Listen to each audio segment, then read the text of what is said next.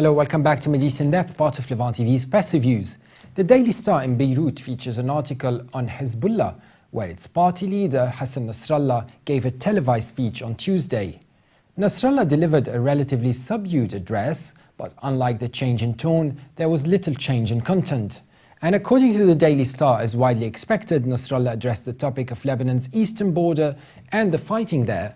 But whatever their political orientation, the Lebanese acknowledged the threat posed by jihadis to their country. And according to the Beirut-based paper, Hezbollah's declaration that the army is incapable of defeating the jihadis and its decision to tackle the problem alone can only lead to awkwardness. Nasrallah said the party's actions would speak for themselves.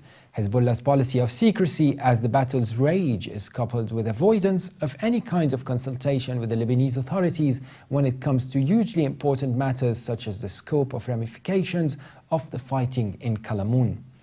As evidenced by Nasrallah's address, nothing has changed when it comes to Hezbollah's stance linked to its all-or-nothing involvement in the Syrian war, despite the repeated warnings by the Lebanese parties about the consequences.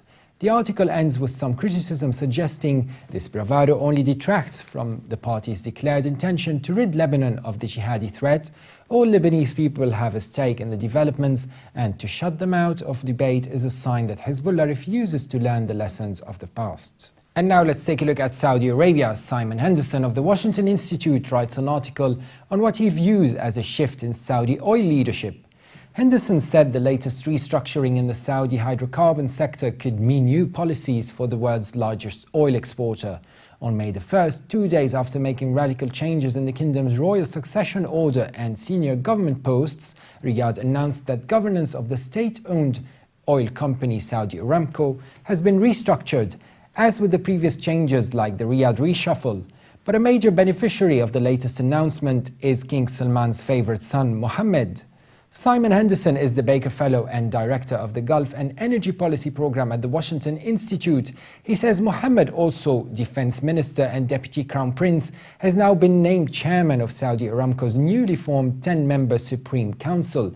This post will give the Prince crucial input into future Saudi oil policy, even though his qualifications for that role are meager at their best.